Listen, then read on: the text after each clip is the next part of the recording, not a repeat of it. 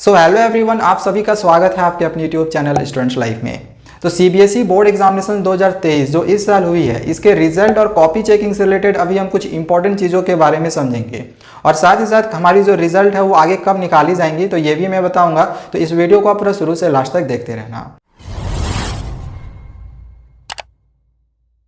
देखो, सबसे पहले ना हमने यहाँ पे कुछ स्टूडेंट्स के कमेंट्स को पिक किया हुआ है क्योंकि वो लगातार कमेंट्स कर रहे थे, तो इनके आंसर्स को भी देना जरूरी है। तो पहले मैं इनके आंसर्स को दे देता हूँ और कहीं ना कहीं ये आपके लिए भी जरूरी होगा, तो ध्यान से आप इनके क्वेश्चंस और इसके आंसर्स को समझते जाओ।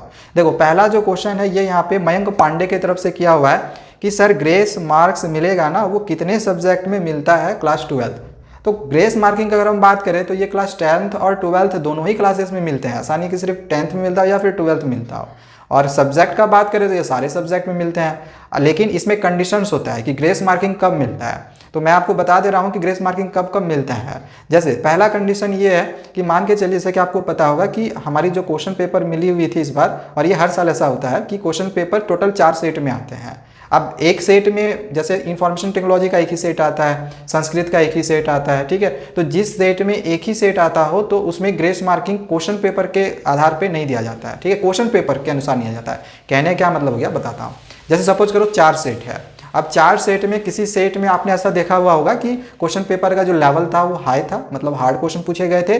किसी क्वेश्चन पेपर में जो लेवल था, मतलब किसी क्वेश्चन पेपर के सेट में जो लेवल था वो थोड़ा सा लो था, यानी कि क्वेश्चंस इजी पूछे गए थे। तो इन कंडीशंस में स्टूडेंट्स को जिनका क्वेश्चन आसान पूछा गया था तो उनको ग्रेस मार्किंग नहीं मिलता है, लेकिन जिनका क्वेश्चन पेपर हार्ड पूछा गया था उनको ग्रेस मार्किंग दिया जाता है। तो ये पहला कंडीशन हो गया कि एक पेपर के सेट्स के आधार पर ग्रेस मार्किंग मिलता है, पहला हो गया।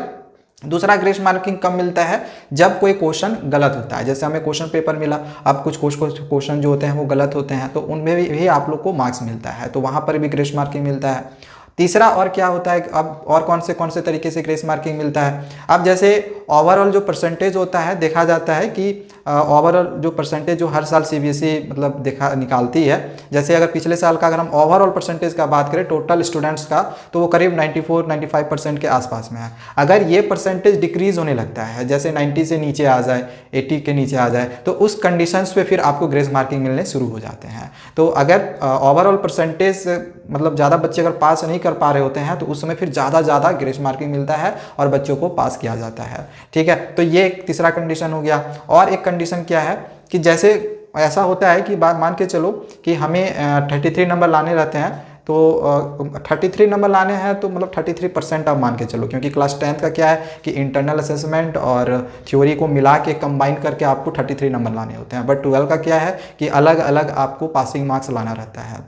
जो कि आगे जो क्वेश्चन किया हुआ है वो यहाँ पे देख सकते हो, अग्निक वदास ने किया हुआ है कि please respond that the theory and practical are added to make 12th result also. जैसे इनका क्वेश्चन था कि क्या क्लास 12th की जो रिजल्ट निकाली जाएंगी तो थ्योरी और प्रैक्टिकल दोनों को मिला के निकाली जाएंगी?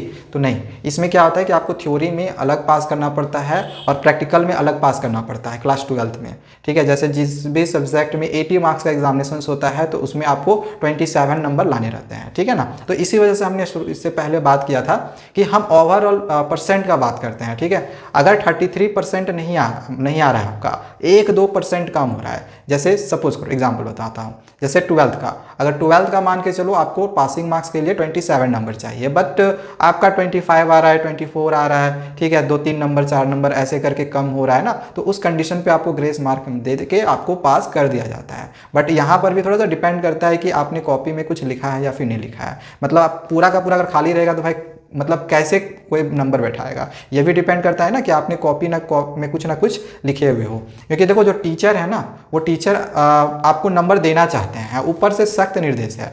तो टीचर ये सोच रहे होते हैं कि यार बच्चे ने तो कॉपी खाली छोड़ के रखा हुआ है, तो इसमें मैं नंबर कैसे दूं। तो वहाँ पे टीचर खुद परेशान होते हैं कि बच्चे ने लिखा ही नहीं है, एटलीस्ट कुछ तो लिखा हुआ रहता है कि मैं यहाँ पे इसको नंबर दे सकूँ। सो इस वजह से मैं यहाँ पे कह रहा हूँ कि ग्रेस मार्किंग जो होता है वो बच्चों को मिलता है। और जैसे हमने अभी बात किया कि जो चौथा कंडीशन बताया कि अगर आपके 2-3 नंबर 4 नंबर कम हो रहे होते हैं, ठीक है, तो उस कंडीशन पे भी आपको ग्रेस मार्क दे के पास कर दिया जाता है, ठीक है। जल्दी नंबर बच्चों का नहीं काटा जाता है। और सीबीएसई का एक्चुअली में ना ऊपर से निर्देश रहता है ना कि बच्चों को पास किया जाए, ज़्यादा से ज़्यादा बच्चों को पास करो, फेल नहीं करना है। तो इस वजह से ऐसा किया जाता है कि ग्रेस मार्क देकर पास कर दिया जाता है, ठीक है। तो ये कुछ क्वेश्चन थे। अब मैं यहाँ पे एक लास्ट क्वेश्चन मैं आप लोगों को बता रहा हूँ जो कि आदित्य के तरफ से पूछा गया है कि भाई अगर कोई हिंदी में फेल हो जाए तो।